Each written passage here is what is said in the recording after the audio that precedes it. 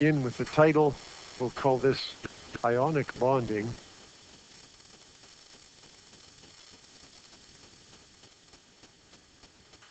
With transition metals.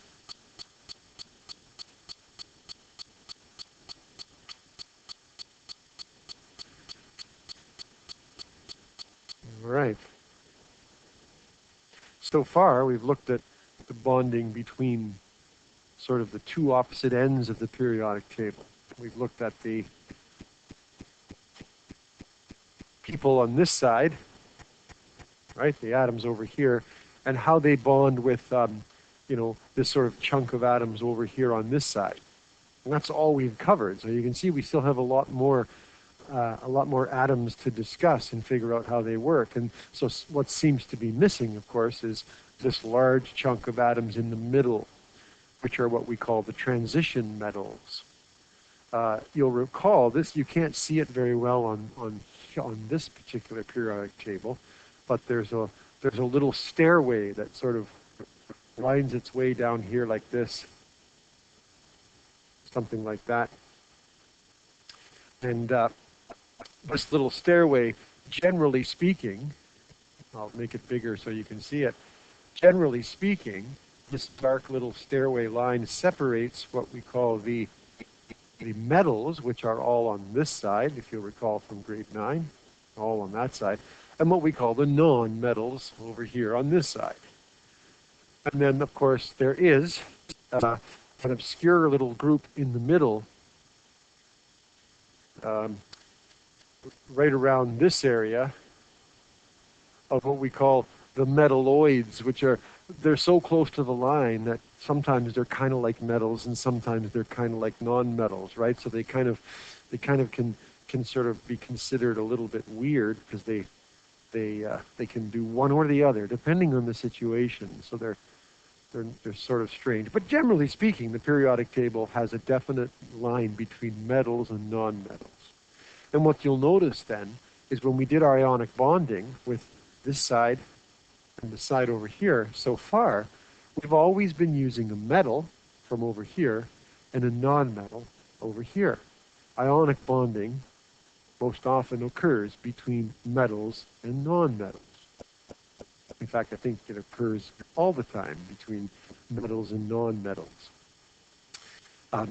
We are going to explore a whole other kind of bonding with the non-metals later, but for now, we're still talking about forming ions. So now what we have to do is we have to include all of these guys in the middle in our discussion. We have to figure out how do these guys form their ions, right?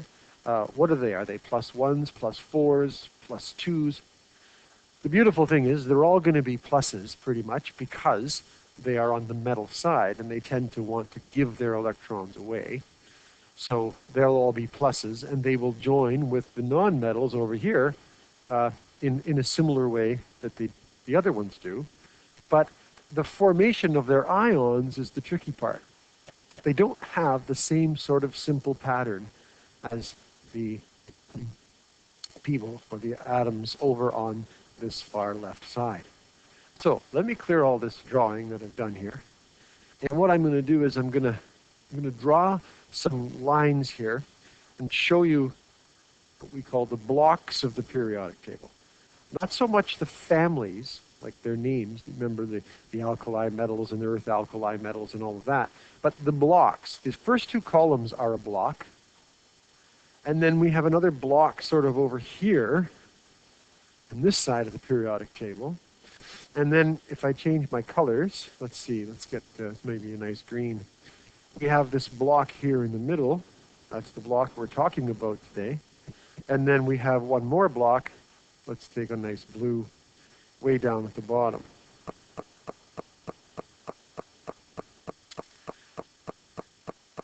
Now, you will recall, if we go back to our little board here, let's recall some stuff that we've already learned. Recall that when we talk about an atom, if we talk about the first energy level, right, we said that there's a certain shape according to that level in the quantum mechanical model. So this is the Bohr-Rutherford model, right? The Bohr model. But over here, I want to show you what that corresponds to. Remember that this energy level has an S shape, so we call it an S orbital. And that shape comes from solving the complicated Schrodinger equations for electrons. And when we solve those and work out solutions, we can determine where the electron is most likely to be found. And it happens to take the shape of sort of like an eggshell, a spherical eggshell. And so the S can remind you of spherical. And we call it the 1s orbital, 1s, because it's the first level and it's an S shape, right? And it holds 2 electrons. The easy thing to remember is everything only holds 2 electrons, right? That's easy to remember. So that's why there's 2 electrons in the first orbit, and then you have to jump to the next level to add more, because there's no more room in there. Then we said that if we look at the next level, something interesting happens. More shapes appear. So when we go to this level, we said with the Bohr-Rutherford model, there could be 8 electrons up here in the second level. And if we look at the second level, we see that there's the 1s underneath still, but now we have a second level with a 2s, but there's also the p, and there's a p shape going 3 different ways. We saw this, p, x, y, and p, z. So there are 4 different shapes in the second level, whereas in the first level there's only 1 shape. And each of these shapes can get 2 electrons, and so you can see how you get 2, 4, 6, 8. So there's the 8 electrons, but it's really because of the different shapes that are available. Okay. You'll notice that the S here in level 2 can only hold 2 electrons, right? So if you add any more, they start going into the p orbits. So look at our periodic table here. When you are adding electrons in your outer orbit, if you have 1 in your outer orbit, like say lithium right here, it's in the s orbital. And then the second one that goes in when you get to beryllium, who has 2, those can both still fit in the s orbit. But as soon as you add a third one to make boron, the only place you can put it is in one of the p orbitals on the second level. So that's why on the periodic table we jump over here to this other block. So what's happening is when you make these atoms, their outermost electrons are in the p orbitals. So we call this the p block. And the block over here on this side, because when the electrons in the outermost part of their shell are in the s orbitals, we call this the s block. That's what it's called in the quantum mechanical model. And then what you'll notice is in level 1, so you'll notice that the levels correspond to the rows, right? So let me just put, I'm going to get another color here, maybe a black line for a second. And you'll notice that level 1 is across here. Actually, I'm sorry, not really. Level 1 is here. This is level 1. And you'll notice there are only 2 atoms in sort of level 1, hydrogen and helium. Hydrogen has 1 electron in that first S-shaped orbital. Helium has 2, and now it's full, right? And so to go back here, that would be this one up here that I've drawn. This would be helium with 2 electrons. It's full. So the only way to add more is to go to the next level. See, to add another level, level 2, and start putting electrons in there. And that means on the table, we have to jump down to this line I drew the first time. Here, the second level. And we can put an electron here in the S for level 2. Another one in the S for level 2.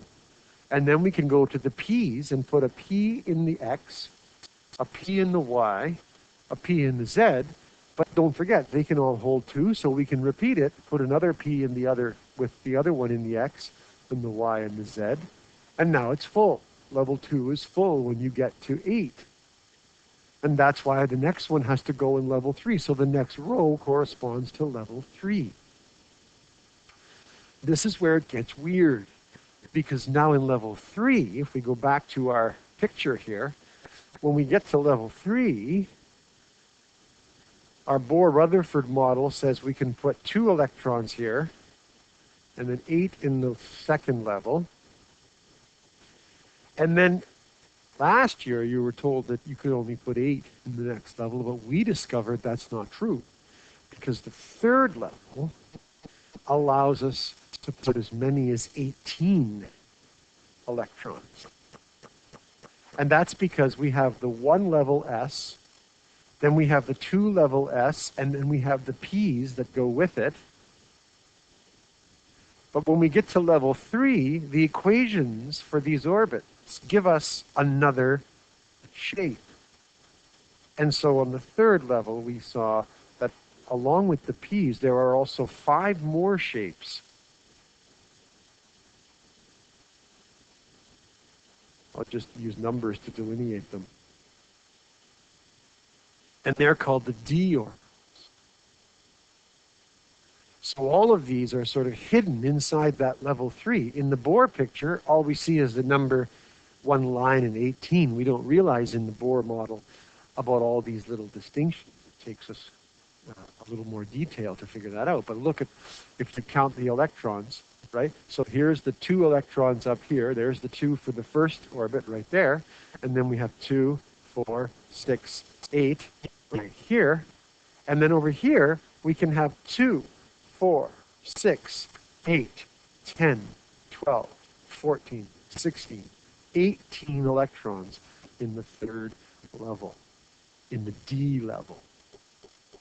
And then, of course, if we went down to the 4th level, which, interestingly enough, most of our chemistry involves the atoms near the top of the table, we hardly ever deal with the ones down at the bottom, primarily because they're not as common, and a lot of them are unstable and things like that. But when we get to one more level, we have 2, then we have 8, and then 18 in the third level, and then we have another level, which can hold all of the 18 from level 3, but then there's a whole other bunch. There's 14 more electrons that can be crammed into this 4th level, or this upper level. And that's because we have the 1s.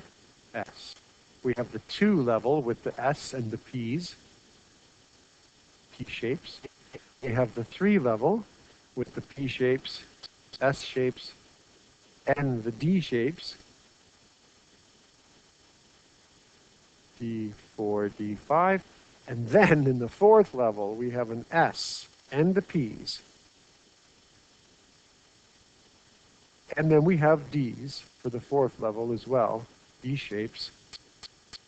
But we also now have 7 F shapes.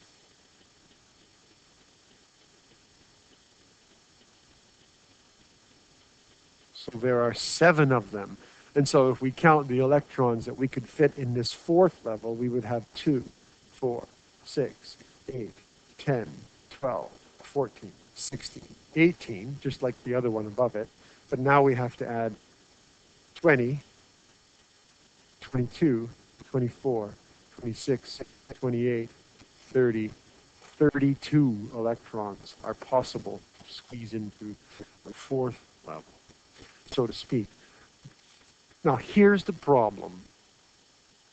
Because it's so complicated and there are so many, you can imagine a big atom, and you have to start to imagine all these different shell shapes all overlapping, all over top of this atom, right? It gets very complicated, and the electrons are actually able to sort of slip and slide a little bit once you get really big. If you have lots of orbitals, electrons can sort of slide from one to the other, and they can bump around a little bit. right? They're not totally limited to sticking in their orbit. That's what we discovered. And if they slip and slide around, they can produce situations that are a little bit more or less stable. So there are certain organizations that they like. It's very complex.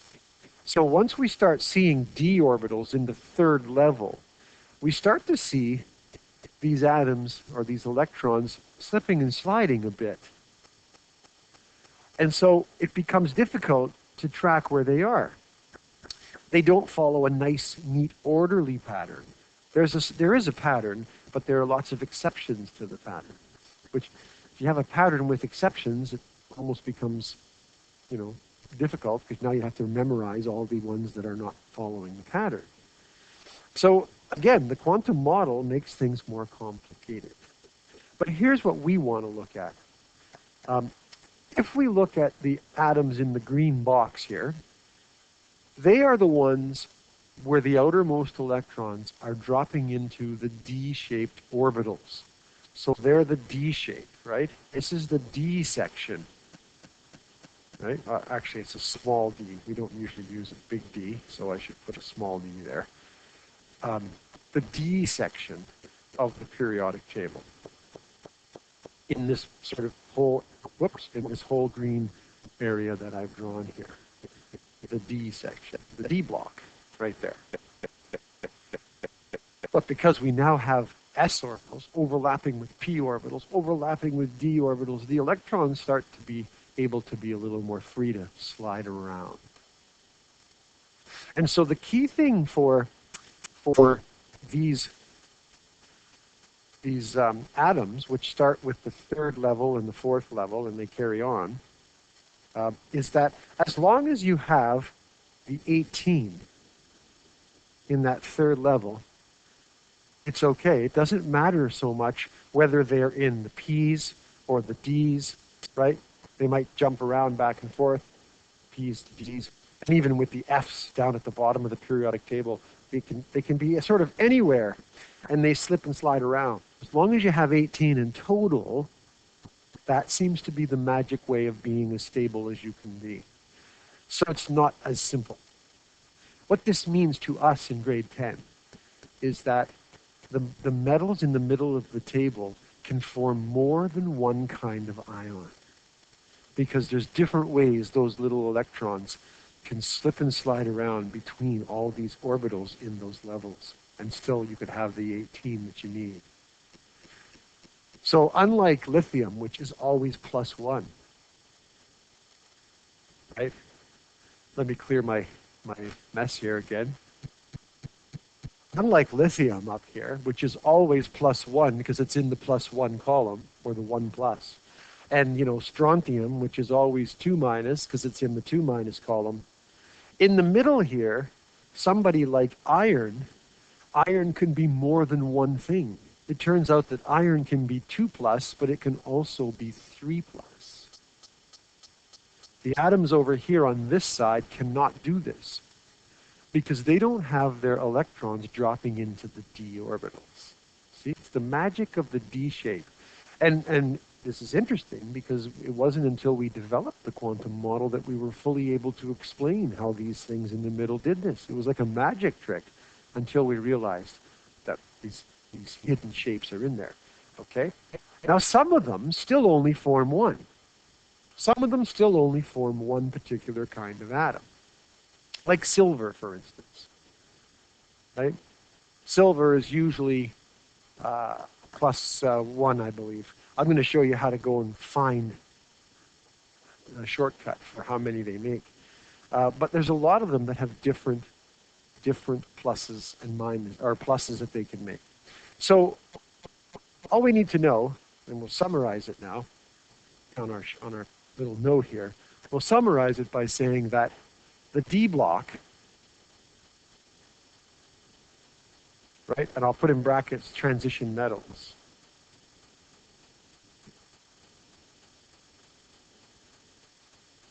contains atoms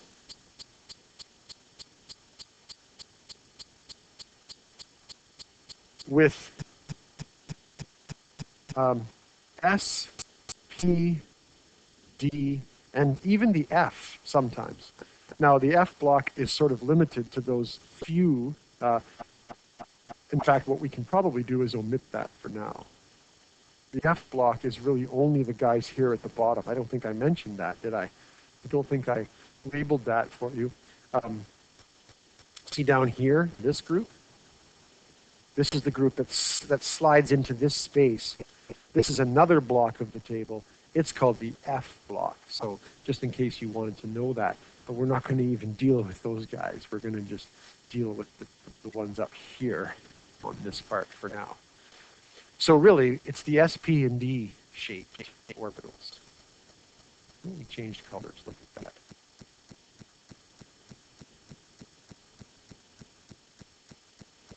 In the 3rd, the 3, and 4 energy levels. Okay, so they're hidden there. The Bohr-Rutherford model doesn't show us that. It just shows us a single line and says, yeah, there's lots of electrons in there. But because there's 3 different shapes, this means that electrons can easily shift from one orbit to the other.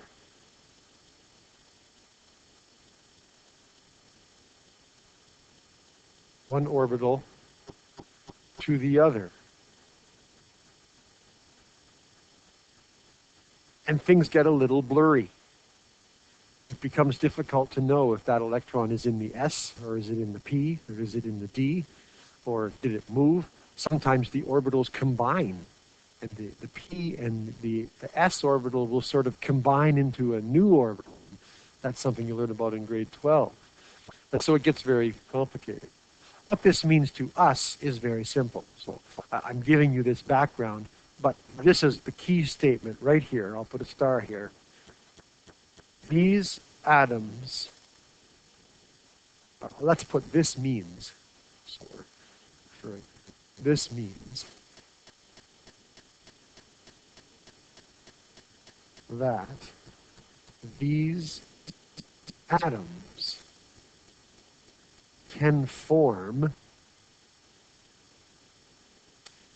more than one type of ion. It gives them a special ability. And the reason for that, I'll put in brackets, is as long as there are 18 electrons in the highest level,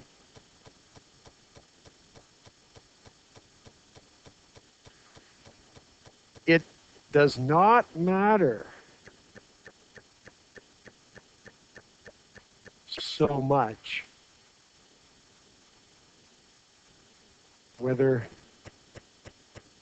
they are in S, P, or D orbitals. So that's kind of what's going on. They're jumping around a bit, and it doesn't matter. All that seems to matter for atom stability, right, for the atom to be sort of as happiest as it can be, is that you have a total of 18.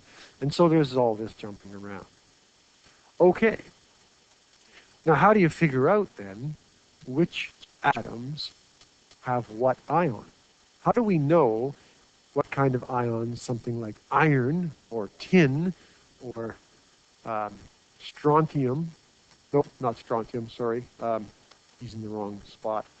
There's a whole bunch of them there.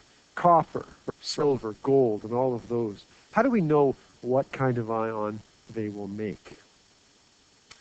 All right. Well, for us in grade 10, it's easy. We're going to use the periodic table to tell us.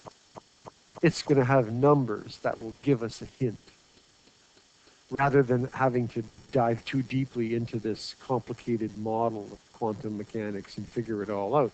So you're learning how to do the shortcut, but we're not quite telling you the long way because it's a little too complicated right now.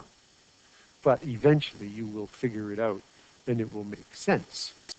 Now on the periodic table I have here, the numbers we need are not shown. This table doesn't have them. So I'm going to pause for a second and I'm going to try to find one that does. All right, we couldn't find something quickly on the internet, so we're going to look at the one that I gave you in class, the paper copy, and I'll draw a couple examples here on the board so you can see what we're talking about. Let me just get a smaller line because we have some small numbers. So I'm going to take iron. I'm going to draw the box for iron.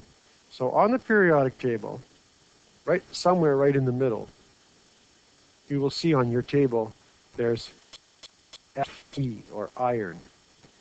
Then it has the symbol right here. And its atomic number is 26. So there's a big 26 here in the corner. So that's how you can find it, right? Just go down till you get to 26. And you'll see iron right in the middle. Now, you have to look at the key of any periodic table because the numbers that are describing the atom, they're not all put in the same place. Every table is arranged differently. But the one we're using also has the mass written here. So it has 55.847 and a little bit smaller numbers written right there. You can see in the key, that's the atomic weight or the mass number. Okay.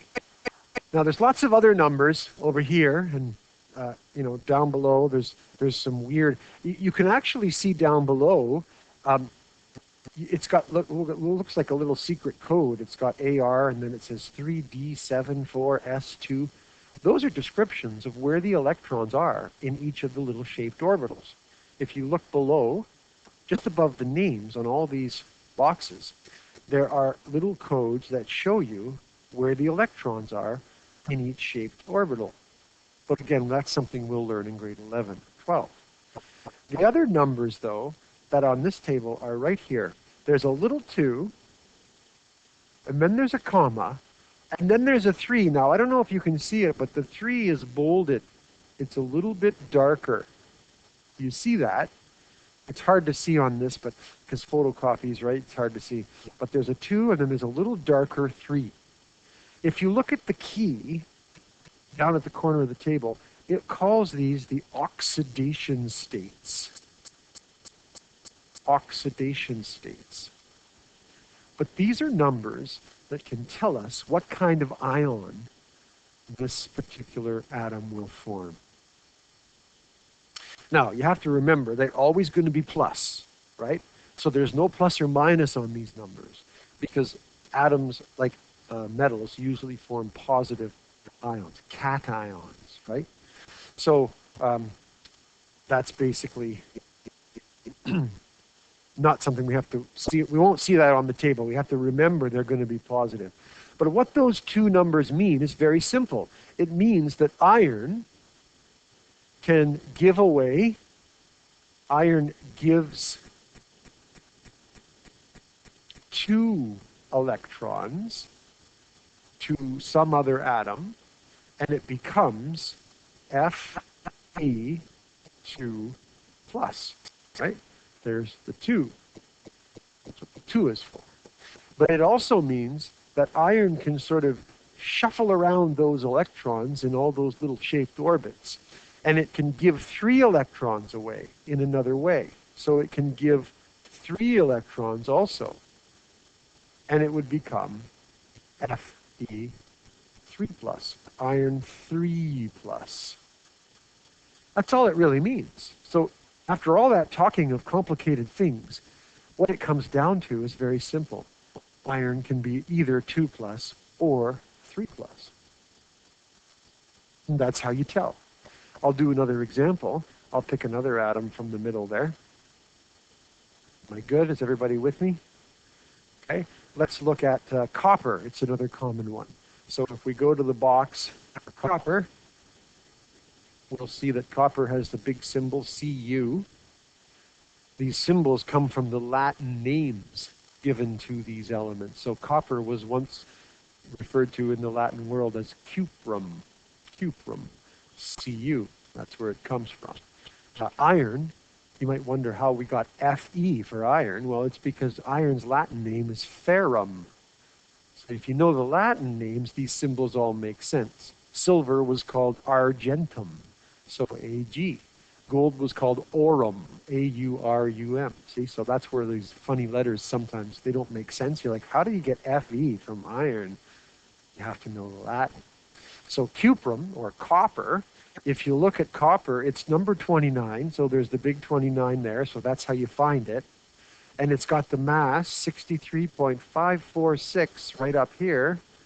We don't need that, but right under that number, it's got a bolded 2, sort of a thicker 2, a comma, and a thin little 1.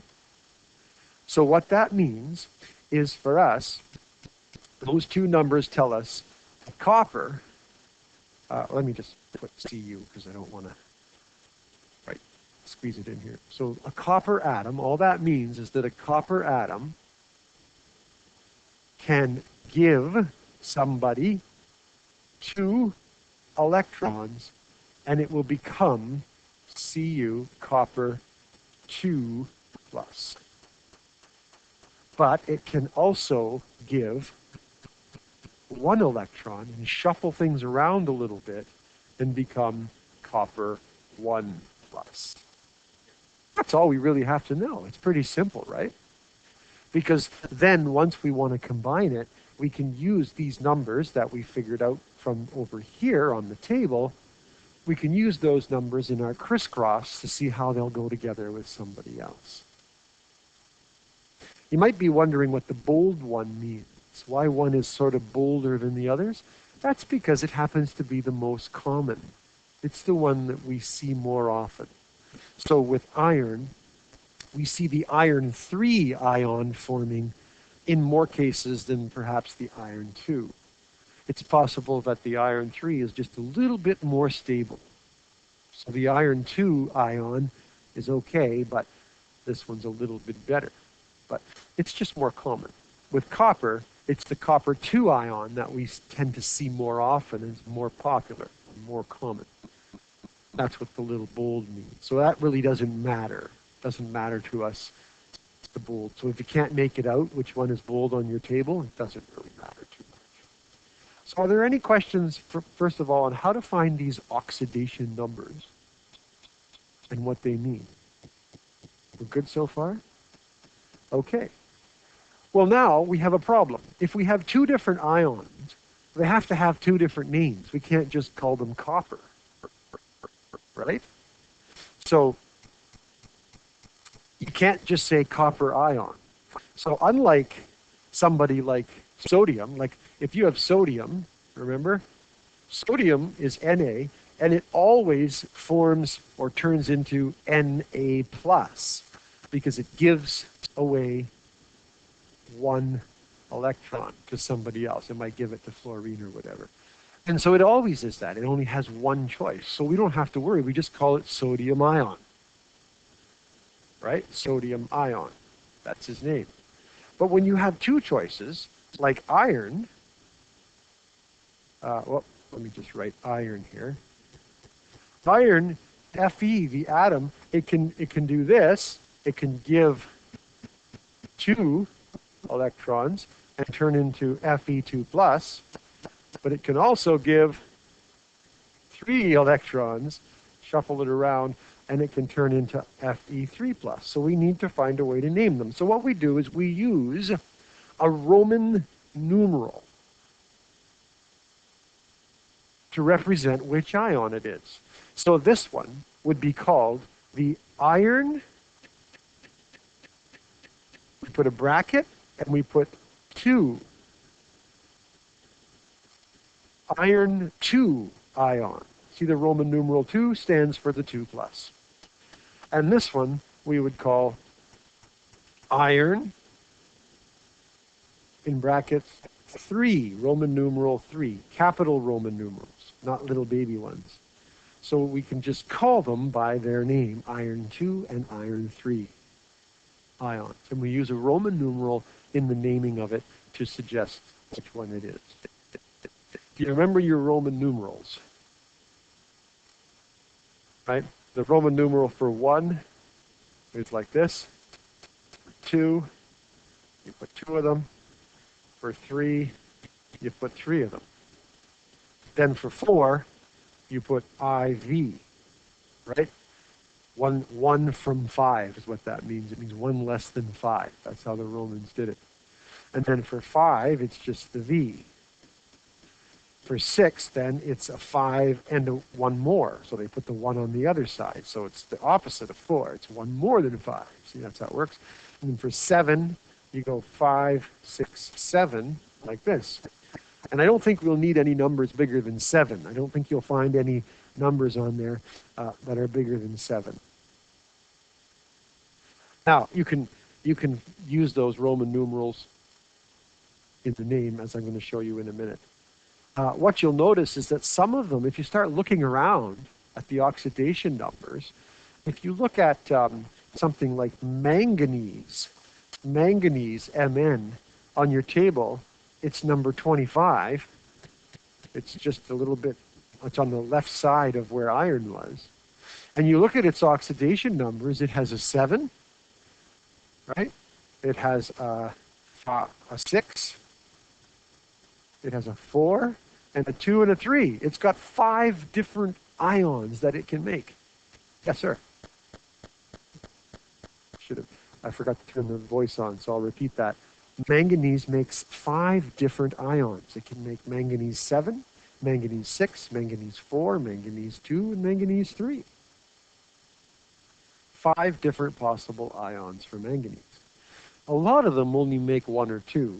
Some of them make 3, maybe 4, and there's a few that can make as many as 5 different ions by shuffling up their electrons. Okay, so here's how we use it in terms of writing our formulas and so on. We write, let's say we wanted to describe iron. So let's take iron, and let's take the iron 3+. So we'll put a 3+ there. You can't look at the columns like you did before to get this number. You have to look at the oxidation numbers that we pointed out. So if Fe3+ was going to combine with oxygen, what would it make? Well, oxygen is going to be 2- because it's in the column. We can use the column for oxygen, right? He's not a transition metal. So he's just like the old way. But now we have this iron 3. We have to kind of be told, though, which one we're using. It's not something you can just figure out. So if you wanted to make this combination and you crisscross these two, you would get this iron, and the 2 would go down there, and the 3 would go down here, and you would get this. Here's the crisscross. And you would call this iron. Now, which iron did we use? We used iron 3 to make this. So this would be called iron 3 oxide. That's different. We have to add that little Roman numeral in the name so we know which one it was. And it's a bit confusing because if you look here, you'll get it wrong. If you look here, you see the 2. And you'll want to say iron 2 oxide. But that 2 did not belong to iron, did it? It was part of oxygen before we did our little crisscrossy thing. So you don't use the number that you get in the answer. You use the number that you started with over here. You use the 3+ that was at the beginning to get the right ion. Got it? Don't make that mistake.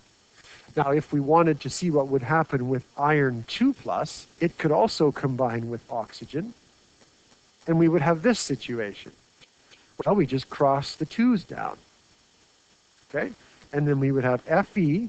Now, when you cross the 2's down, watch what happens. The 2 goes here, the 2 goes there, and in your brain, you have this, and you realize that the 2 and the 2 can be converted to the lowest possible ratio of 1:1, right? So the answer is really FeO, 1 and 1, because you have to remember to get the lowest possible ratio. So this is not the answer after your crisscross, right?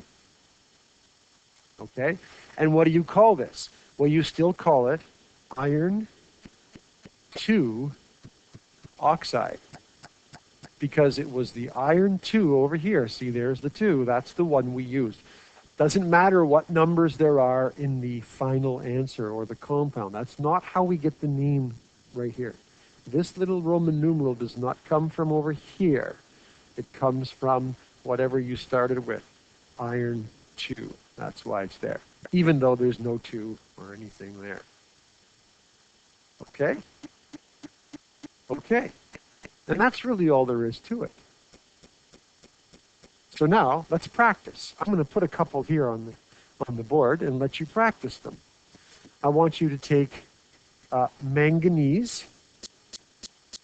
I have to look at oxidation numbers here. Well, let's try manganese 7. So 7 plus. And I want you to combine it with nitrogen and tell me what you get. And then I'll put another couple down here. Let's do nickel. And I'll choose nickel 3 plus oxygen. Tell me what you'd get. And then we'll do one more to practice. Let's pick silver plus, let's just combine silver with phosphorus. Now, you'll notice I'm not telling you the number for silver. And there's a reason why, and you'll figure it out once you look at the oxidation numbers. So try to finish these off. Do it in the crisscross. We'll pause for a second and we'll come back and take them up. All right, let's take up each one and see what we got. So nitrogen, of course, we know is in the 3 minus column. It always forms a 3 minus ion. Don't forget what you learned before. The funny thing about students taking chemistry is they learn something new and then they want to do that to everything. They want to give nitrogen Roman numerals and they want to give oxygen Roman numerals. It's like, oh, we learned a new thing. Let's just do it for everyone. And they forget that the Roman numerals only apply to these transition metals. It's not something that the other ones are going to start doing, right? So we know this because we can look at our columns and we know that nitrogen is in the -3 column, just like the old way of doing things. But this one has to be sort of told to us because manganese has so many options. All right, we cross them down and we should get Mn3N7. And the name of this would be manganese. And then we would have to look over here and use this 7 in the name. So it's manganese 7 nitride. I'm running out of room here. I'm squeezing it in. That's the only difference.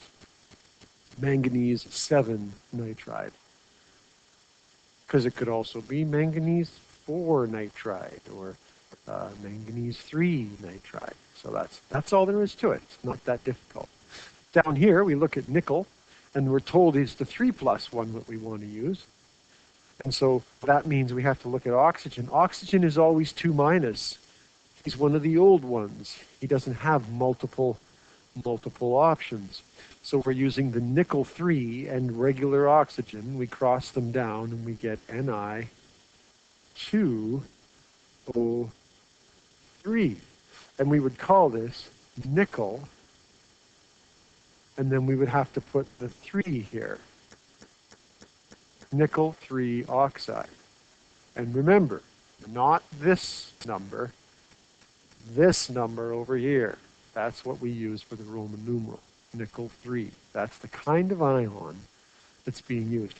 This little number down here is telling us how many nickel ions are in there, isn't it? When we do the crisscross, the number changes in its meaning.